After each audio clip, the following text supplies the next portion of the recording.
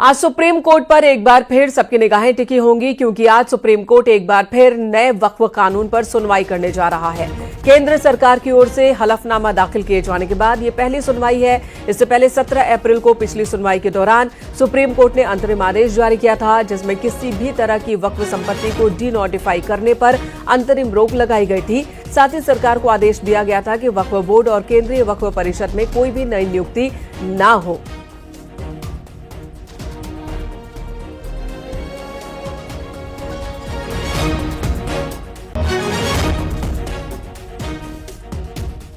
आज का दिन बहुत ही महत्वपूर्ण है। संभल की शाही जामा मस्जिद मामले में भी आज सुनवाई होनी है। इलाहाबाद हाईकोर्ट में ये सुनवाई होगी। संभल जामा मस्जिद की प्रबंध समिति की ओर से याचिका दाखिल की गई है।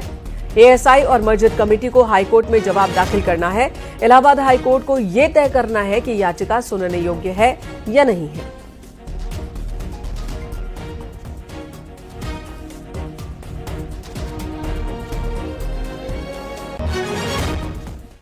मिशन 2027 के लिए बीजेपी अभी से ही दलितों को साधने में जुटी है। यूपी में तकरीबन 21% से ज्यादा दलित वोटर्स हैं। यूपी बीजेपी ने तय किया है कि प्रदेश में 160 से ज्यादा अनुसूचित जाति सम्मेलन करेगी।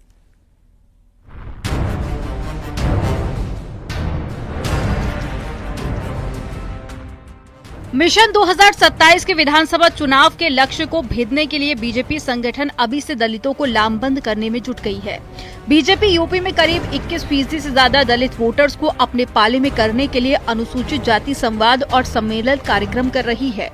भारतीय जनता पार्टी निरंतर सक्रिय रहने वाला राजनीतिक संगठन है। समाज के ज्वलंत विषयों को लेकर वो अपने संपर्क और संवाद के कार्यक्रम को आगे बढ़ाती है। आज वन बीजेपी के बड़े नेता प्रदेश के सभी जिला मुख्यालयों पर पहुंचकर अनुसूचित जाति संवाद कार्यक्रम कर रहे हैं और बीजेपी अनुसूचित जाति संवाद कार्यक्रमों के जरिए दलितों के बीच में उन मुद्दों को पहुंचाएगी जिनमें बीजेपी की सरकारों में दलित और अंबेडकर सम्मान के लिए बीजेपी की सरकारों ने काम किए हैं।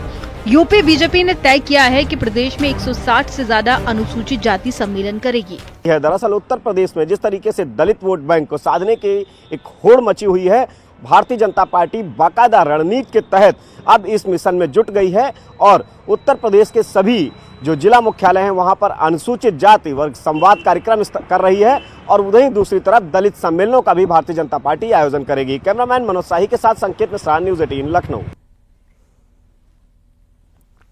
मऊ में जातीय जनगणना कराए जाने के फैसले से खुश बीजेपी पिछड़ा वर्ग ने पटाखा फोड़कर जश्न मनाया। बीजेपी जिलाध्यक्ष रामाश्रय मौर्य के नेतृत्व में कार्यकर्ताओं ने पटाखा फोड़ा, जश्न मनाया। बीजेपी नेता ने कहा कि आज जश्न मना रहे हैं कि हमारा नेता आज हमारे हक अधिकारों के लिए बात करके काम कर रहा है।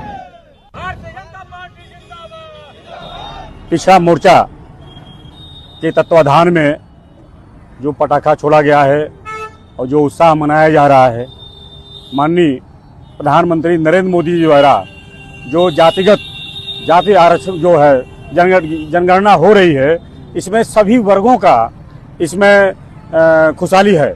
इसमें आर्थिक जनगणना होगी, उसमें शैक्षिक जनगणना होगी, उनकी आवास है कि नहीं है, उनके शैक्षिक क्या है, सभी विषयों पर होगा।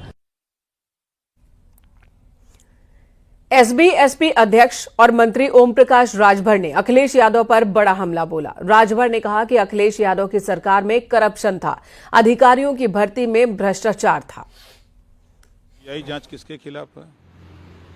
अखिलेश जी के खिलाफ खनन घोटाले में उनका मंत्री जेल में है। उसी मामले में अभी गोमती रिवर फ्रंट पर सीबीआई जांच। तो ये तो आपके रीजिंग में जो चीज हुआ है वो आप उठा के देखिए। 86 में 56 एसडीएम में 56 यादव बना दिया। ये घोटाला नहीं है।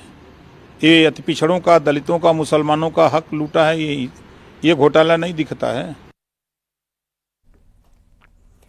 रक्षा मंत्री राजनाथ सिंह ने दिल्ली में एक कार्यक्रम को संबोधित किया और बड़ा बयान दिया। पहलगाम हमले के बाद भारत पाकिस्तान तनाव के बीच रक्षा मंत्री राजनाथ सिंह ने कहा कि आप हमारे प्रधानमंत्री मोदी की कार्यशैली से परिचित हैं। आप लोग जैसा चाहते हैं वैसा ही होगा। आप तभी हमारे प्रधानमंत्री नरेंद्र मोदी जी को अच्छी तरह जानते हैं।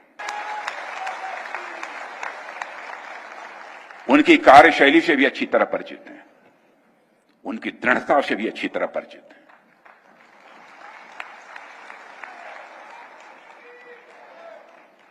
जोखिम उठाने का भाव किस तरीके से उन्होंने सीखा है अपने जिंदगी में, उससे भी आप अच्छी तरह समझते हैं।